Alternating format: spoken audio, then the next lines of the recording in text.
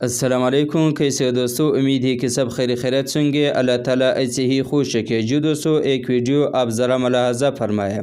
یہ ہے انڈیا کا مسلم جوان شہاب جو انڈیا کے کیرالہ سے 2023 کے حج کے لیے ابھی سے پیدل نکلا ہے۔